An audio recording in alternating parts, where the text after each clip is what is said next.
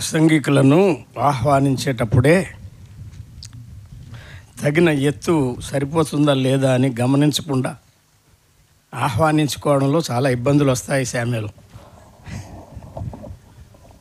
ఎత్తర్లతో ఎత్తులేని వారిని ఎదగని వారిని కలుపుకుంటే గొప్ప చిక్కులేమి ఉంటాయి ప్రతి పూట. కొంచెం బైక్ పెట్టాయి. సరే, సంతోషకరమైన ఈ సమయానికి ప్రభువు మనలను నడిపించినందుకై ప్రభువుకు స్తోత్రములు చెల్లిస్తూ సంతోషిస్తున్నాము. ఒక విశ్వాసి నాకు ఒక మెసేజ్ పంపించారు, I'm missing house warming meeting అని. ఆ విశ్వాసి ఎవరో మీటింగ్ అయిన తర్వాత ఇంటి వారికి చెప్తాను, నేను మీకు ఎవరికి చెప్పను. కీర్తన గ్రంథంలో నుండి ఈ ఉదయకాలంలో 128వ కీర్తన అందరికీ బాగా పాడిన పాట, కొట్టిన పిండి చదువుకుందాం. ఒకసారి చదువుకుందాం. సామ్ 128.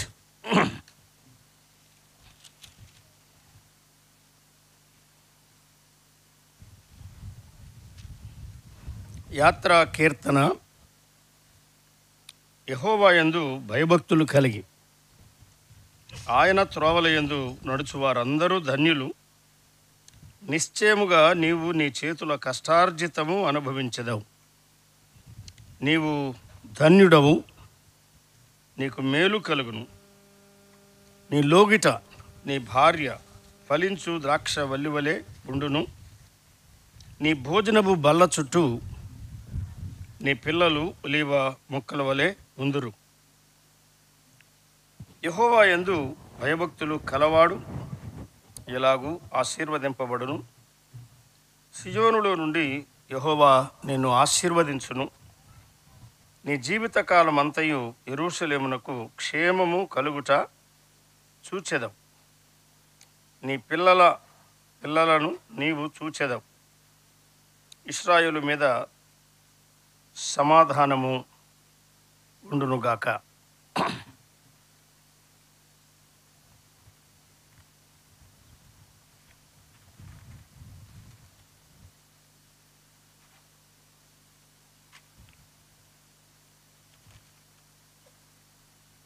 మరొక వచనం ప్రక్కనే సామెతల గ్రంథంలో 15వ అధ్యాయంలో 6వ వచనాన్ని చదువుకుందాం. మొదటి భాగం 15:6. నీతిమంతుని ఇల్లు గొప్ప ధననిధి. చదువుబడిన ఈ కీర్తన అలాగే సామెతల గ్రంథంలో మనం చదివిన వచనం ప్రభువు ఈ కాన్ఫరెన్స్లో చేరువచ్చిన అందరి కొరకు, అలాగే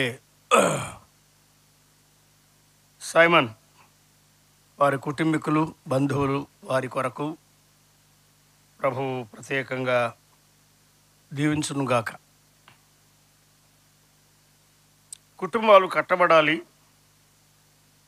మన కుటుంబాల పట్ల మనము నిద్రపోయే వారంగా కాక కావలి కాయు వారంగా మెలకువగా ఉండి కాపాడుకోవాలి అని కొన్ని సామాన్యమైన విషయాలు నిన్న మనం జ్ఞాపకం చేసుకున్నాం.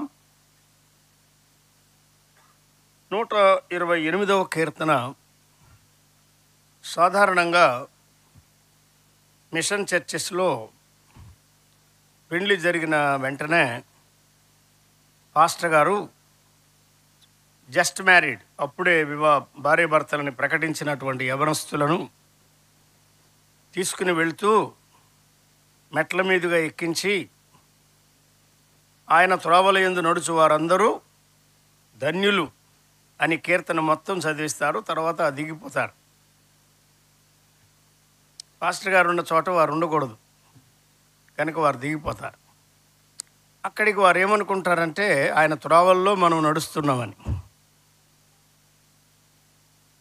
ఆయన త్రోవలలో నడవడం అంటే 5 నిమిషాలు పైకెక్కి 5 నిమిషాల్లో దిగిపోయేది కాదు.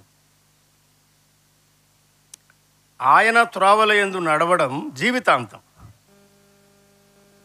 వివాహము జరిగేది 1 గంట, గంటన్నర లేక 2 గంటలు అనుకుందాం. కానీ జీవించేది జీవితాంతం, సంవత్సరాలు. కొంతమందికి 50 సంవత్సరాలు దాటి ప్రభు అనుమతిస్తున్నాడు. మరి కొంతమంది 20 సంవత్సరాలు, 30 సంవత్సరాలు దాటిన వారు కూడా ఉంటారు. కానీ ఈ కీర్తన వివరించాల్సిన పనేం లేదు. ఎందుకు? మనందరికీ బాగా తెలిసిన కీర్తన, 128వ కీర్తన. ఈ కీర్తన ఎవరు రచించారో అడ్రస్ తేటగా లేదు. పైన 127 సొలొమోనుది అన్నాడు. 128 దగ్గర యాత్ర కీర్తనలో ఒకటిగా ఉన్నది. కానీ ఇది ఎవరు రచించారో ఇదమిత్తంగా, అంటే ఖచ్చితంగా మనం చెప్పలేం. కానీ చాలా ప్రాముఖ్యమైన విషయాలు ఈ కీర్తనలో ఇంటిని గురించి రాశాడు, కుటుంబ జీవితాన్ని గురించి రాశాడు. హౌస్ అండ్ హోమ్, ఇల్లు వేరు, కుటుంబం వేరు. ఇల్లు కట్టబడాలి, కుటుంబం కూడా కట్టబడాలి. దానికి కొన్ని ప్రాముఖ్యమైన లక్షణాలు ఇక్కడ భక్తుడు దైవావేశం వల్ల వ్రాయబడిన కీర్తనలు మనకు నేర్పిస్తున్నాడు. మొదటిది ఫౌండేషన్ ఆఫ్ ఎ ఫ్యామిలీ. ఇంగ్లీష్లో 2-3 ముక్కలు మనం మాట్లాడుకున్నా, తెలుగులో మళ్ళా నేను చెప్తాను. ఎందుకంటే మనమంతా తెలుగువారం కదా. ఇటీవల ఒక వివాహం జరిగింది హైదరాబాద్, సికింద్రాబాద్లో, ఆర్మీ ఏరియాలో. నన్ను చాలా ఇబ్బందిలో పెట్టారు. పెండ్లి తెలుగువారిది, అబ్బాయి తెలుగు కుటుంబం, అమ్మాయి తెలుగు కుటుంబం. వర్తమానం ఇంగ్లీష్లో చెప్పాలన్నారు, మ్యారేజ్ కూడా ఇంగ్లీష్లో చేయాలన్నారు. అక్కడ ఇంగ్లీష్ రానివారు ఉన్నారు, హిందీ రానివారు ఉన్నారు, తెలుగువారు. 2 రానివారు కూడా ఉన్నారు. ఏం చేయాలి? Problem, language problem. ప్రభువు హెబ్రీ భాషలో వ్రాయించాడు, గ్రీకు భాషలో వ్రాయించాడు, అరమీయ భాషలో కొద్ది భాగం మాత్రమే వ్రాయబడింది. అంతా కలిపి ప్రభువు మనకి భక్తుల ద్వారా నేరుగా హెబ్రీలో నుండి, నేరుగా గ్రీకులో నుండి, ఇంగ్లీష్లో నుండి కాదు, అరమీయ భాషల్లో నుండి తెలుగులోనికి అనువాదం చేయబడిన గ్రంథాన్ని ప్రభు మన చేతికిచ్చాడు. నిన్న కూడా మనం జ్ఞాపకం చేసుకున్నాం. కుటుంబ జీవితానికి, ఇంటికి అలంకారం ప్రభువునందు భయభక్తులు. The fear of the lord. దానిని ఇంగ్లీష్లో ఒక్క మాటలో చెప్పాడు, ఫియర్ ఆఫ్ ద లార్డ్ అని. కానీ మన తెలుగులో ఏం చెప్పాడంటే భయభక్తులు కలవాడు, ప్రభువునందు భయభక్తులు కలవాడు. వారికి మేలున్నది, వారికి క్షేమం ఉన్నది, వారికి ఆశీర్వాదం ఉన్నది, వారికి సమాధానం ఉన్నది. వారి కుటుంబ జీవితాల్లో ఎన్నో తృప్తికరమైన, సంతోషకరమైన అనుభవాలు ఉన్నాయి అనే ఆలోచనలు ఈ కీర్తనలో ప్రభు మనకు అందిస్తున్నాడు. Foundation of a family. ఏ కుటుంబానికైనా ఒక బలమైన, స్థిరమైన పునాది ఉండాలి. కుటుంబ జీవితానికి పునాది ఏది? ప్రభువునందలి భయభక్తులే. సొమ్ము కాదు, మరేది కాదు. ఇప్పుడు మనము గానం చేస్తూ వచ్చాం, నా దీనస్థితిని మార్చినావు అని. సహోదరుడు స్తుతులు చెల్లించినప్పుడు కూడా చెప్పాడు, మొదట నీ స్థితి కొద్దిగా ఉండిన తుదకు నీవు మహాభివృద్ధి పొందుదువు అన్నాడు. ఇది మన జీవితాల్లో ప్రభు నెరవేరుస్తున్నాడు. ప్రభుకు స్తోత్రం చెల్లించాలి. విశ్వనాథపల్లి వారిని ఈ పల్లెలో కూడా ఉంచాడు ఆయన.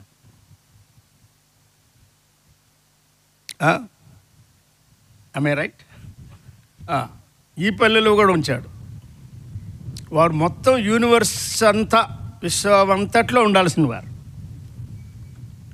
ఈ బెసలేలు అహోలియాబులు ఎవరు ఎలా ఉంటారు అని చాలాసార్లు నేను ఊహించాను. నాకు కనబళ్ళ అక్కడక్కడ పెట్టాడు ఇట్లా. బెసలేలు అహోలియాబులు దేవుని మందిరంలో ఆ ఇద్దరు అనామకులను ప్రభు ఉపయోగించాడు. వారు ప్రతి వస్తువు తయారు చేశారని దేవుని వాక్యం చెప్తున్నాయి. సామెతల గ్రంథంలో మనం ఒక వచనములో ఒక పంక్తి అంటే ఒక లైన్ మాత్రమే చదువుకున్నాం కదా. నీతిమంతుని ఇల్లు గొప్ప ధననిధి అన్నాడు. సైమన్ ఇంట్లో పడితే బంగారం దొరుకుతుంది అనుకోవద్దు. సైమన్కి ఏం లోటయ్యా, అది గొప్ప ధననిధి అని పొరపాటు పడకండి, మోసపోకండి. ఏం దొరకవు. ఏ మూలకు పోయినా చెక్కలే వాక్యాలే, ఏ మూలకు పోయిన గ్లాసులే ఉంటాయి, వాక్యాలే ఉంటాయి. జాగ్రత్త లేకపోతే కాళ్ళు దిగుతాయి, పట్టుకుంటే చేతులు దిగుతాయి. జాగ్రత్త. వాక్యం వాక్యం వాక్యం, దానికంటే మించింది ఏం లేదు. బంగారు కంటేను విస్తారమైన మేలిమి బంగారు కంటే కోరదగినది దేవుని వాక్యం. విలువ తెలియని వారు బంగారం మీద మోజు కలిగి ఉంటారు. కానీ యోబు గ్రంథంలో ఏం చెప్పాడంటే, నీ వెండి నీ బంగారం ఏటి రాళ్లలో పారవేయి, అప్పుడు సర్వశక్తుడు నీకు విలువైన వాడుగా ఉంటాడని చెప్పాడు. ఇప్పుడైనా సరే విశ్వాసులు ఎవరైనా పొరపాటున బంగారం ఉంటే పారవేస్తే, నిజంగా పారవేస్తే, మందిరంలో పారవేస్తే, మందిరపు నిధిలో పారవేస్తే నిజంగా మీరు ధన్యులు అవుతారు. 4 ఏళ్ళకి 4 ఉంగరాలు చూపించుకోవాలంటే నేనేం చెప్పలేను. ప్రభువు మనకు విలువైన వాడుగా ఉంటే ఈ లోక సంబంధమైన వాటి మీద మనకు ఉండదు. మీకు డౌట్ అయితే నన్ను ఎప్పుడైనా చూడండి. ప్రభువు మన జీవితంలో రాను రాను ఎక్కువ విలువైన వాడుగా ఉండాలి, ప్రశస్తమైన వాడుగా, అమూల్యమైన వాడుగా ఉండాలి. నథింగ్ మోర్ ప్రెషస్ దాన్ అవర్ బిలవెడ్ లార్డ్. మన ప్రభు, మన రక్షకుడు, మన విమోచకుడు, మన కాపరి. ఆయనకంటే కోరదగినది, విలువైనది ఏదీ లేదు మన జీవితాల్లో. ప్రభువును అనుభవించాలి, ప్రభువును ఆస్వాదించాలి, ప్రభువును ఆరాధించాలి. తర్వాత ప్రభువునందు ఆనందిస్తూ ఆయనను లోకానికి నమ్మని వారికి అందించాలి. అది మనం చేయవలసిన పని. కాన్ఫరెన్స్ జరిగిన సందర్భంలో ఆ తేదీల్లోనే ఇది కూడా అనుకూలతను బట్టి ఏర్పాటు చేసినందువల్ల మనం అందరం కలిసి వచ్చాం. కనుక నేను సైమన్ గారి కుటుంబం మాత్రమే కాక మనందరి కుటుంబాలను దృష్టిలో ఉంచుకొని ప్రభు నాకు ఇచ్చినటువంటి తలంపులను మీ ఎదుట అందిస్తున్నాను. కుటుంబ జీవితానికి ముఖ్యమైనది ఏది? ప్రభువునందలి భయభక్తులు అనే పునాది ఉండాలి. పునాది మీద కదా కట్టబడాలి ఎనీ స్ట్రక్చర్. ఏ కట్టడమైనా బలమైన, స్థిరమైన, దృఢమైన, పటిష్టమైన పునాది మీద కట్టబడాలి. నిజమైన దైవ భయము, నిజమైన దైవ భక్తి మనకుంటే చాలు. దైవజనులు ప్రభుదాస్ గారు అదే జీవించి చూపించారు, అదే బోధించారు కదా. వారు గొప్ప ప్రసంగికులు కాదు. ఆంధ్ర స్పర్జన్ అని ఆనందం గారిని అనేవారు. ప్రభుదాస్ గారిని స్పర్జన్ అనడానికి లేదు. ఆయన స్పర్జన్ కాదు, మూడీ కాదు. ఆయన పెద్ద ఎలక్వెంట్ ప్రీచర్ కాదు, ఆయనకి ఆరాటరీ స్కిల్స్ లేవు. కానీ స్ట్రైట్గా, నేరుగా సువార్త అందించగలిగిన వ్యక్తి ఆయన. 15-20 నిమిషాలు సువార్త చాలా తేటగా అందించగలిగిన వరం ప్రభు ఆయనకి ఇచ్చాడు. ప్రసంగాలు ముఖ్యం కాదు, దైవ భయం ముఖ్యం. వారి 75 సంవత్సరాల జీవితం బ్రదర్ మనకి తయారు చేసి ఇచ్చారు. దానిలో ముఖ్యంగా వారు దైవ భయం, దైవ భక్తి దాని గురించే బోధించారు. ఎక్కువగా క్రొత్త నిబంధనలో నుండి వారు మాట్లాడేవారు కదా, ప్రభువునందు భయభక్తులు కలిగి ఉండడం అని. మీరు నాకు భయపడాలి అని ప్రభు చెప్తున్నాడు. మలాకీ గ్రంథానికి ఒకసారి రండి, నాకు ఒక వచనం జ్ఞాపకానికి వస్తున్నది.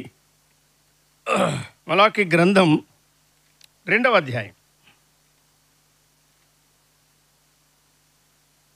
పాత నిబంధనలో చివరి పుస్తకం మలాకీ గ్రంథం రెండవ అధ్యాయంలో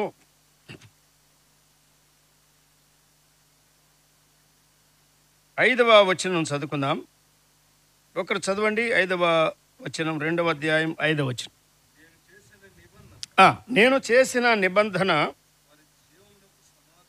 యాజకులకు వారి జీవమునకు కారణమైనది, సమాధానమునకు కారణమైనది అన్నాడు.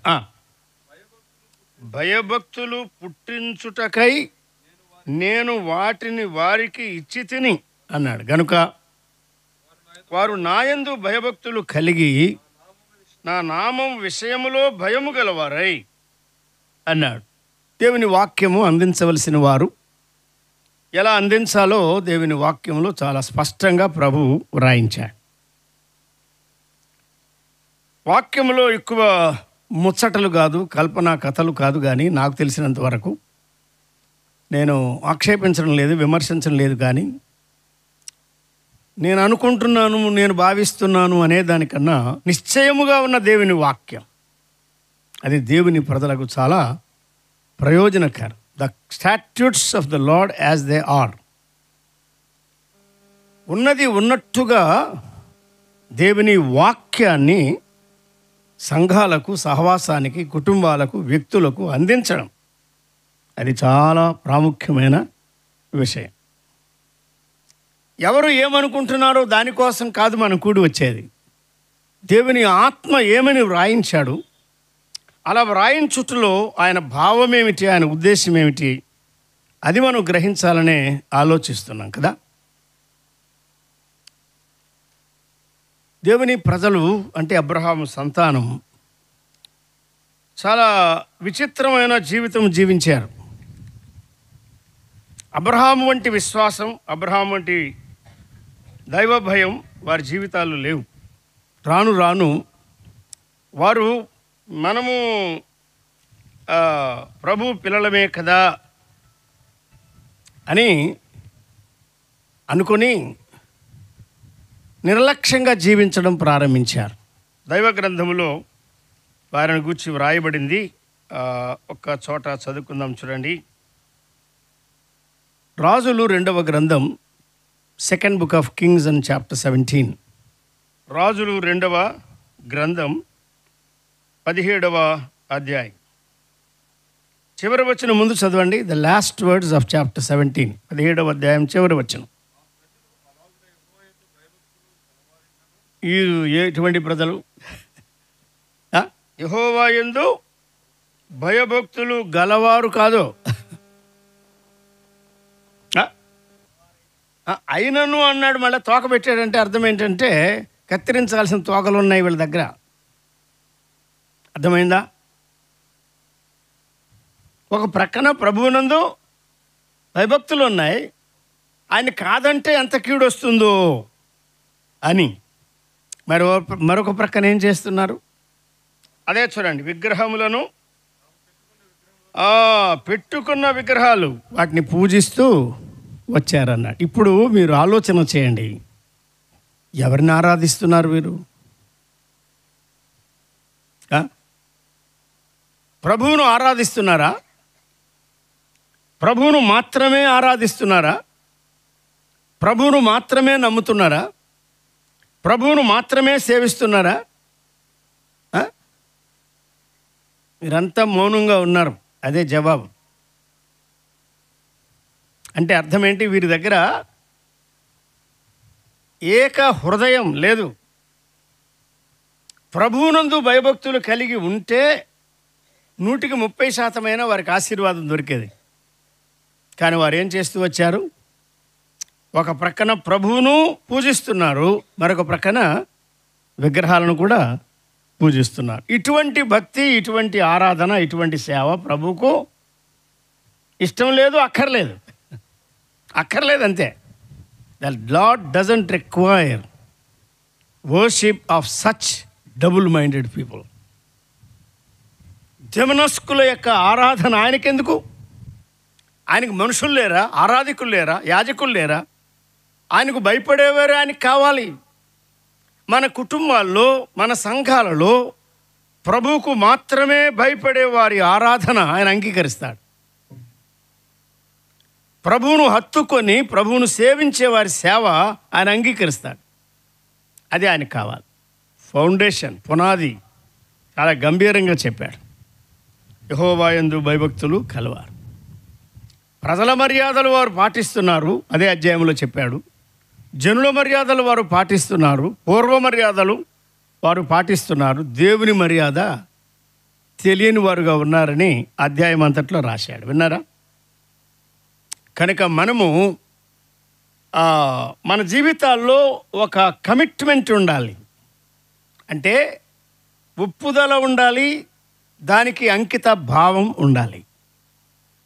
వాక్యానుసారమైన సత్యాలు మనకు తెలిస్తే వాటి పట్ల మనం అంకితమైపోవాలి, జీవించాలి. అది ఆయన కోరేది. ఉంటే ప్రభువు పట్ల ఉండాలి, ప్రభువు పక్షంగా ఉండాలి. వారు భయభక్తులు కలవారు అయినను విగ్రహాలను పూజించారని విచిత్రమైన విషయం చెప్పాడు అక్కడ. అటువంటి భక్తి ఆయనకు అక్కర్లేదు. అసలు ఇశ్రాయేలు 10 గోత్రాలు వారు హోషేయ గ్రంథంలో వారిని కూడా చెప్పాడు కదా, దూడలను పెట్టుకొని విగ్రహాలను పెట్టుకొని తప్పిపోయారన్నాడు. కనుక వాటన్నిటిని విడిచిపెట్టి మళ్ళా ప్రభు దగ్గరికే వస్తే ఆయన ఎంత ప్రేమ గలవాడో తెలుసా. రండి, రాగోరి నీడల నా యొద్దకే రండి, మాటలు సిద్ధపరచుకొని రండి, ఏ మాటలతో ఒప్పుకోవాలో పశ్చాత్తాపంతో గ్రహింపుతో రండి, నేను మిమ్మల్ని అంగీకరిస్తాను. తర్వాత అన్నాడు, ఇంతగా ఎండిపోయిన మీ జీవితాలు, 13 అధ్యాయాల్లో హోషేయ గ్రంథం, ఎండిపోయిన మీ జీవితాలు నేను చిగురింపజేస్తాను అన్నాడు. విన్నారా? విశ్వాస జీవితంలో మనము చిగురించే వారంగా ఉండాలి. అది ప్రభు యొక్క ఉద్దేశం. The fear of the lord, the foundation of a family. కుటుంబ జీవితానికి ముఖ్యమైన పునాది ప్రభువునందలి భయభక్తులు.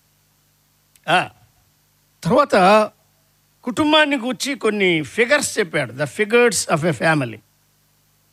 కొన్ని పోలికలు చెప్పాడు కదా. ఒక ఇల్లు అని 127లో చెప్పాడు, పట్టణం అని 127లో చెప్పాడు. ఇంకా ఇంటిలో పిల్లలు, తల్లిదండ్రులు, పిల్లలు, దైవజనులు నిన్న వారిని గురించి వర్తమానాలు ఇచ్చారు. 128లో ఏం చెప్తున్నాడంటే ఆ కుటుంబాన్ని ఉద్దేశించి ఆయన మాట్లాడుతున్నాడు. ఇదొక ఇల్లు ప్రభు కృపచేత అనుగ్రహించాడు మన ప్రియులకు.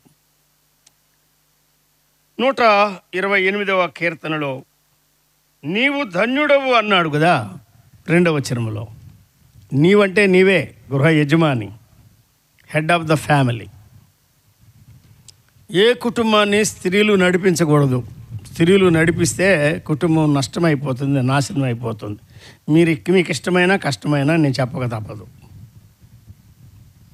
ఒకవేళ సహోదరులు ఎక్కువ చదువుకున్నవారైనా, సహోదరులు ఎక్కువ తెలివి గలవారైనా, సాఫ్ట్వేర్ అయినా, ఎన్ని టెక్నిక్స్ మీకు తెలిసినా, ఆలోచన చెప్పడం, సలహాలు ఇవ్వడం, ఇద్దరు కలిసి ఆలోచించడం, నిర్ణయాలు నడిపింపు భర్తకు అప్పగించడం కుటుంబానికి ఆశీర్వాదకరం. బ్రదర్ స్థలాలు బాగా ఊగుతున్నాయి, ఎందుకంటే మామూలు గురించి బాగా చెప్పారు. అలాగే ఉండండి. కుటుంబ జీవితానికి ఇద్దరూ కలిసి ప్రార్థన చేయడం, ఇద్దరూ కలిసి ఆలోచించడం. ప్రభు ఇచ్చినటువంటి ఆ స్త్రీకి శిరస్సు పురుషుడు. శ్యాంబాబు గారు చెప్పేది, బైబిల్ చెప్తున్నాయి, పౌలు కూడా కాదు. స్త్రీకి శిరస్సు పురుషుడు అన్నాడు. మరి సంఘానికి శిరస్సు క్రీస్తు అన్నాడు. మరి క్రీస్తుకు శిరస్సు దేవుడు అన్నాడు తండ్రి. తన పైన ఒక శిరస్సు ఉండగా సమానుడైన క్రీస్తు అన్ని విషయాల్లో లోబడినట్టుగా ఇటర్నల్ ఈక్వల్ అంటారు. నిత్యుడుగా తండ్రితో కలిసి ఉన్నవాడు, సమానుడుగా ఉన్నవాడు, దేవునితో సముడే. ఆయన ఏమీ దేవదోషణ చేయలేదు. అర్థం కాని పరిసయ్యులు అట్లా మాట్లాడారు, వేషధారులు వారు. కానీ అటువంటి కుమారుడు తన పైన శిరస్సు తండ్రి ఉండగా తండ్రి శిరసత్వానికి పూర్తిగా లోబడ్డాడు. అటువలే అని అందుకే చెప్పాడు తర్వాత కదా. క్రీస్తు లోబడినట్టుగా, తన శిరసత్వానికి క్రీస్తు లోబడినట్టుగా, తండ్రికి అన్ని విషయాలు లోబడినట్టుగా కుటుంబాల్లో స్త్రీలు లోబడాలని నేర్పించాడు. తర్వాత సంఘాలలో స్త్రీలు సంఘానికి, క్రీస్తుకు లోబడాలని ఆయన నేర్పించాడు. దీనిని ఈ విధేయతతో కూడిన కుటుంబం ఎటువంటిదో ఒక్క పోలిక మాత్రం నేను జ్ఞాపకం చేస్తాను. 128వ కీర్తనలో నీవు ధన్యుడవు అని 2వ వచనంలో చెప్పాడు. యెహోవా త్రోవల యందు నడుచువారు అందరూ ధన్యులు అని 1వ వచనంలో చెప్పాడు. ఈ బాణాలతో తన అంబుల పొది నింపుకున్నవాడు ధన్యుడు అని పై కీర్తనలో చెప్పాడు. ధన్యుడు ధన్యుడు ధన్యులు అని చెప్తున్నాడు. మన కుటుంబాలు నిజంగా ధన్యకరమైనగా ఉండాలంటే అవి ఎలా ఉంటాయో ఒక పోలిక ఇక్కడ చెప్పాడు. చాలా ఫిగర్స్ అక్కడ ఉన్నాయి, పోలికలు, అలంకారాలు, పోలికలు చెప్పాడు. అందులో ఒకటి ద్రాక్షవల్లి నీ భార్య, పిల్లలు నీ పిల్లలు అన్నాడు కదా. 4 మాటలు ఇందులో నాకు చాలా ఇష్టమైనవి ఏంటంటే, మొదటిది నీవు, 2వది నీ భార్య, 3వది నీ పిల్లలు, 4వది నీ పిల్లల పిల్లలు. అంతే, చేతకాక నేను మాట్లాడుతున్నాను కానీ అంతే. నీవు, నీ భార్య, నీ పిల్లలు, నీ పిల్లల పిల్లలు, ఇంతే సంగతులు అంటారు. ఇంకంతే 128లో ఉన్నవి అవే. అందరూ ప్రభువునందు భయభక్తులు కలిగి జీవిస్తే అది ఎలా ఉంటుంది అంటే, the fruit of that garden and the fragrance of that garden. ఆ కుటుంబము ఒక తోటగా ఉంటుంది, అది ఫలభరితమైన తోటగా ఉంటుంది. అంతేకాక అది పరిమళాలతో కూడినదిగా ఉంటుంది. ఇంకా మనం ఆలోచన చేస్తే the flowers of that garden, అందులో పూల మొక్కలు ఉంటాయి, పూలు ఉంటాయి. The fruit of that garden, ఎన్నో రకాల ఫలాలు ఉంటాయి ఆ ఇంటిలో. The fragrance of that garden, ఆ కుటుంబంలో నుండి ఏమొస్తుంది? సువాసన, సువాసన వస్తుంది. పరమగీతంలో చెప్పాడు 7 రకాల సువాసన చెప్పాడు. సుగంధ వృక్షాలు 7 రకాలుగా చెప్పాడు. ఇవన్నీ బైబిల్లోనే ఉన్నాయి, మీరు చదువుకోండి. మన కుటుంబం ఎలా ఉన్నది? యోహాను సువార్త 12లో ఏమన్నాడు చెప్పండి మీరు? ఇల్లు, ఆ ఇల్లు అత్తరు వాసనతో నిండిపోయిందన్న. ఏ ఇల్లు? అక్కడ బేతనీలో ఒక ఇల్లు. ప్రతి ఇల్లు అలాగే ఉండాలి ప్రభువు కృపను బట్టి. ప్రేమించే ఇల్లు, ప్రేమ ఉంటే ఆ ఇల్లు అత్తరు వాసనతో కూడినది. పరిచర్య ఉంటే ఆ ఇల్లు అత్తరు వాసనతో కూడినది కదా. అర్పణ ఉంటే ప్రభువును ప్రేమించి ప్రభువుకు పోయబడుట అనే అనుభవం ఉంటే, పోయుట అంటే ఆయనకు అర్పించడం. పోయబడుట అంటే మనమే ప్రభువు పనిలో ఖర్చు పెట్టుకోవడం. ₹1,00,000 ప్రభు సేవకి ఇవ్వడం సులువే, కానీ నీ దేహాన్ని ప్రభు పనికి అప్పగించి కష్టపడడం చాలా కష్టం.